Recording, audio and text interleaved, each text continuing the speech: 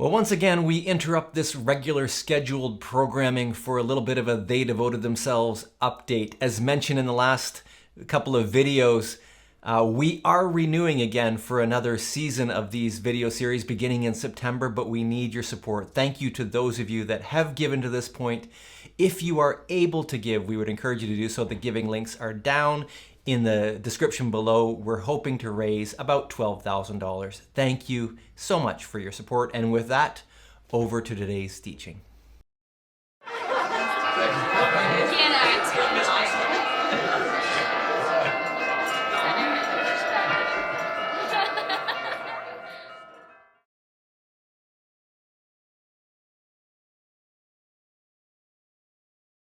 Well, hi everyone. I can tell you right at the very beginning, this teaching is going to be a little bit longer than they normally are, but I think it's worthwhile, so stick with me on it. It's not that much longer. So if these verses seem familiar to you, it's because every year we read them, of course, on Palm Sunday as Jesus arrives into Jerusalem for what is called the Triumphal entry. There on the back of the donkey, Israel's king comes to Jerusalem. But before we get there, we need to go back 500 years to the time of Zechariah when this book was being written. So Zechariah was a prophet. He was a spokesperson for God. And the words of the book named after him are largely a focus on his message to the Jewish people. Zechariah lived and ministered around the time the people of Israel are returning home to their land after a lengthy exile of about 70 years in slavery. A little history here. You may recall that the Old Testament records that the Jews went through two really significant periods of slavery. First, of course, was to Egypt, which you likely know about. But then many years later, it happened again. And by the time of that second enslavement, the Jews by this point had actually divided themselves into two separate kingdoms. In the north, there was the kingdom of Israel, and then down in the south, there was the kingdom of Judah. And around 730 BC, the kingdom of Israel was conquered and enslaved by the Assyrian Empire. But then around 600 BC, the same fate fell to the southern kingdom of Judah, this time at the hands of the mighty Babylon. But 70 years later, which is recorded in Nehemiah and Ezra and Zechariah, the exile was over, and the people were released from captivity. And they returned to rebuild Jerusalem. You know, they were a broken and beleaguered people. You can imagine they were like refugees returning back to a ransacked home. But rich in their hearts and stoked by the words of their prophets like Zechariah, was the hope of becoming a strong kingdom again. A kingdom where God dwelt, where God's people worshiped and lived in righteousness. A kingdom of God and for God, right? Now, if you want a brief and really incredible overview of Zechariah, I'd encourage you to watch the Bible Project video. I'll try and link to it down in the description down below. But today, we're going to jump forward to our assigned passage from chapter 9. The chapter begins with an announcement. You read there's an oracle being given. And if we could really summarize the first 8 verses of that oracle, what we essentially see is God is being depicted as a great and divine warrior.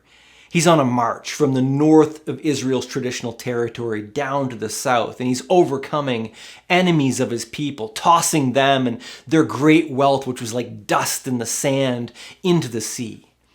And then finally in verse 8, he arrives to the temple in Jerusalem, and there God stands enthroned after defeating the enemies of Israel and the people of God. But then we come to these familiar words of verse 9. With God now in Jerusalem, we read as it's his voice that takes over the oracle. And he begins to shout. He calls for his people to rejoice and to shout themselves. Why? Because a king is coming to them. God is going to install a king over his people, and the king will be righteous, unlike so many of the kings before their exile, and the king will be victorious. And if you could just stop here, you could imagine then how wonderful these words must have been to all of these returning exiles. That God was going to clean the land of their enemies for them. and give them a new king. It was just like this. It was a perfect vision. But then we start to read something that must have struck them as quite strange. That the king of God's people would not be riding a great war horse. This wouldn't be a great champion, but he's riding a donkey. And in fact, in an odd contrast to the opening of the oracle, the chariots and war horses will be taken away from their people. That's what we read in verse 10. The battle bow of Israel will be broken, and the king will announce peace. And the rule of peace, we read, will not extend just over Israel, but for the whole world, from sea to sea and all the nations to the ends of the earth. The oracle goes on to say, the king that's coming to them, it turns out, then will not just be for Israel. He will rule over a cosmic kingdom that will be defined by peace. And then in verse 11, we see more of what the king is going to do. He will set the prisoners free from their waterless pit. Okay, that sounds reasonable. And these prisoners of hope, which is such an amazing title, prisoner of hope, will then return to Jerusalem, to their fortress, where joy will be restored to them. And from this place then, our passage concludes. The king, the prophet says, will then launch the sons of Zion out into the world, into Greece. And they will be to him like the warrior's sword. Now, it's quite a scene. But apart from the glimmers that point toward Palm Sunday, at first read, you, like me, might be left with a little bit of a sour taste in your mouth. Much of what you read here could be like a vengeful ancient war god who then launches his people at the end like arrows on a crusade against their enemy. And no doubt these words have been used in this way to elicit just this response throughout history. We can make the scriptures say these kinds of things. But if we return to the words and we think through them carefully, I think we will see that something else is actually being taught to us here. First, let's think about this idea of God being a warrior for his people. Zechariah's oracle in those opening 8 verses underlines this idea with this great rhetorical flourish. In that day, they didn't have all caps or bold or underlined to make an emphasis in their writing. Instead, they relied on their poetry. And through the use of emphatic language, then, in this section, Zechariah shouts to his people that God is the one who fights their battles. We read in verse 4, the Lord will take away her possessions and destroy her power by the sea.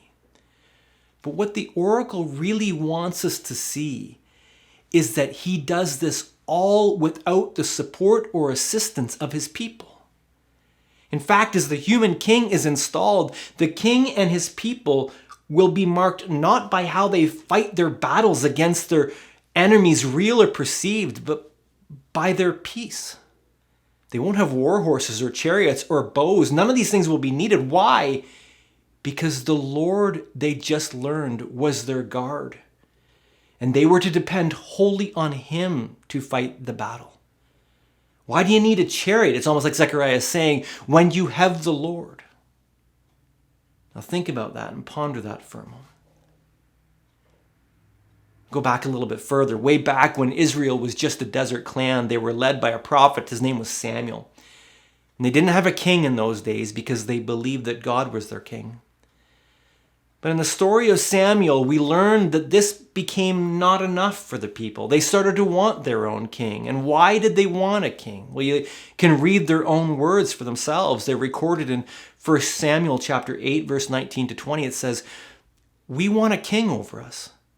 Then we will be like all the other nations, with a king to lead us and to go out before us and to fight our battles."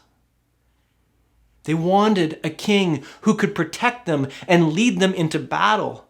But as the story continues, what we learn was that the request was a flawed request because they were failing to see that what they wanted, they already had in God. God was their warrior. And his people were to be confident in him, to lead them out of their waterless pits. They were prisoners not of despair, but of hope under his care. Now, of course, this might cause us trouble. We don't like to think about God as a warrior. I understand this. It can be troubling for me too. It was when I first read the passage. But let's push at this just for a little bit more. When you think of the profound evil that exists in our world, or maybe evil that you are facing personally, what do you pray that for God to be for you? I bet you pray that he would be a warrior, that he would overthrow the wrongdoer and subdue evil in the world. And that is the right thing to pray. It's what God is saying in this passage that he will be. But we must also remember this, that when God acts as judge and defender, his judgments are going to always be fair and perfect and never failing in love. I mean, have you ever thought about this? We often recoil at the thought of God enacting judgment on us and in our world. But let me tell you this, I would far rather him be my judge than you. And you would far rather him be judged than me toward you. Because when we judge, and when we exact revenge on our enemies, that experience is almost always tainted with bias and misinformation and punitive revenge. Our judgments almost always fail. Our warmongering, think about this, is always stained with our own evil. But this is never so with God. I want you to hear this. The scriptures make it clear that he is a warrior against evil. But he is never evil. Ever. Now let me give you 2 points of application from this. We are watching in these days as Christians are looking to control governments in order to accomplish the building of God's kingdom on earth and to defeat their perceived enemies in the world. That's what we see happening around us in these days. Now, I realize that this is a complex reality in a democratic society, which the events of Zechariah 9 knew nothing of, and they do not speak into a democratic situation. But at the same time, there exists here in these words, I believe, a great warning. When is it that in the church what we are effectively doing is we are picking up the weapons of our day to fight battles against our perceived enemies?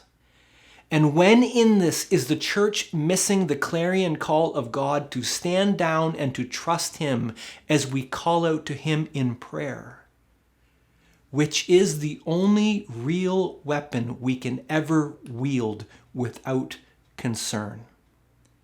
That is the primary weapon we are given to accomplish the will of God on earth as it is in heaven.